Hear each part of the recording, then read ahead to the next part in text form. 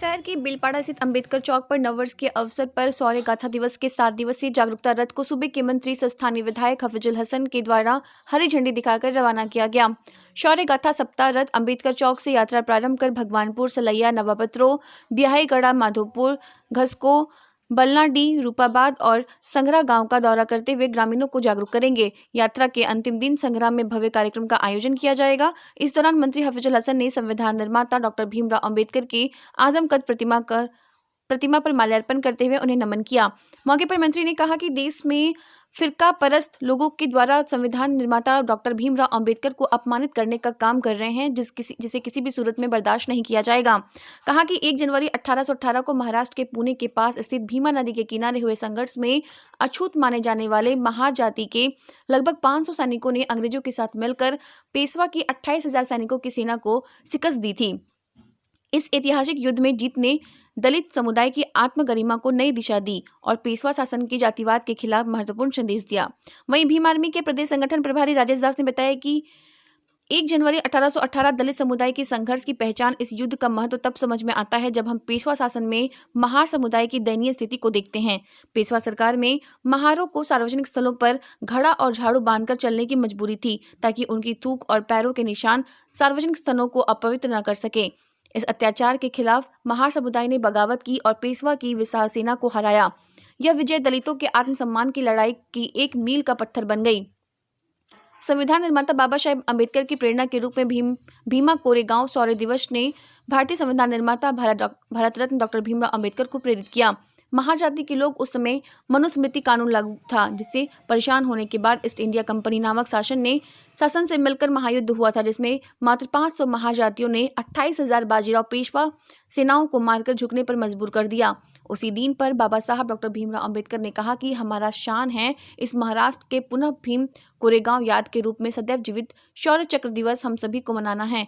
तब से लाखों करोड़ों महार दलित जातियों जीत व शौर्य दिवस मना रहे हैं। वहीं संतोष बौद्ध ने कहा कि समाज को जागरूक करने के लिए अंतिम दिन भव्य कार्यक्रम संघरा गांव में आयोजित की जाएगी। कहा कि महार जाति के लोग देश में हर लड़ाई में अव्वल रहे हैं, लड़ाई में कभी नहीं झुके।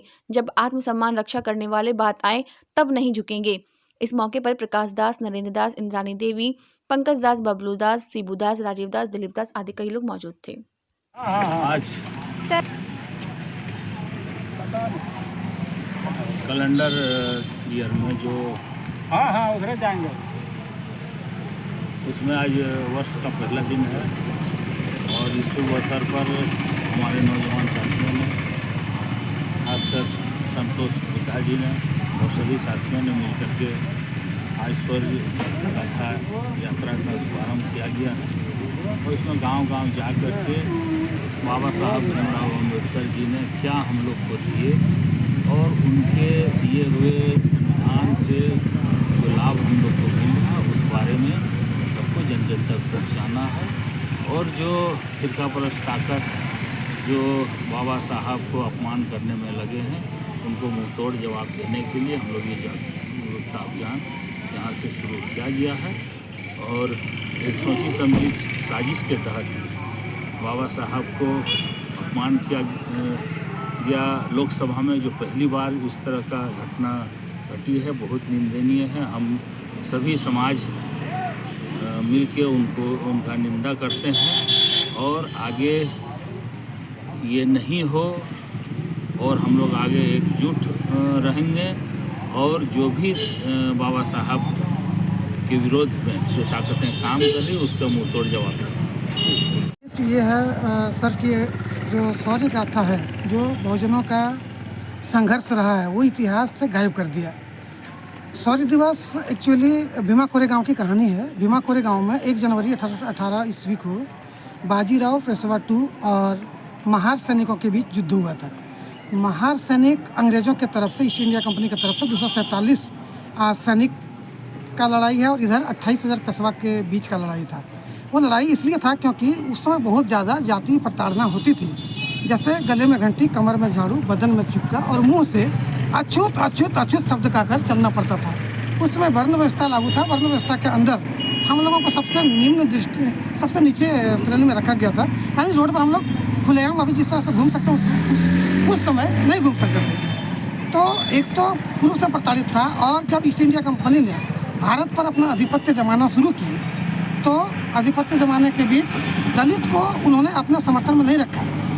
जब लड़ाई शुरू हुई तो हमारे महार समुदाय के लोग बाजीराव पेशवा टू के पास गए कि हम लोग भी इस युद्ध में कहीं ना कहीं शामिल होंगे, तो हमें आप लोग अपने सैन्य में शामिल करिए। तो बाजीराव पेशवा टू ने बोला कि अगर हम आपको अपने सैनिक में शामिल कर लें तो मेरा धर्म का नाश हो जाएगा, हम आपको शामिल नहीं कर पाएंगे। अंततः वो ये ईस्ट इंडिया कंपनी के पास गए, तो वहाँ पर बॉम्बे नेटिव इन्फेंट्री बोल के एक सैन्य कमेटी का गठन किया, और उस सैन्य कमेटी में महाराव को स्थान दिया, जिसमें से 247 महार समुदाय के सैनिक थे, बाकी ये अंग्रेज थे। मतलब कुल मिलाकर 500 महार सैनिक वर्सेस 28,000 पेशवा लड़े थे। अब यात्रा और वहाँ पे का जीत हुई। एक मिनट सर, एक मिनट। जब जीत हुई तो बाबा साहब का जब अपना स्ट्रगल शुरू हुआ, जब वो रिसर्च किए ना, तब रिसर्च करने के बाद बाबा साहब प्रत्येक वर्ष 1 जनवरी को उस भीमा कोरेगांव में जाते थे, उस शौर्य स्तंभ पर, जहाँ पर नागवंश के 22 हमारे महार समुदाय सैनिक शहीद हुए हैं, वहाँ पर जाके माल्यार्पण करते थे।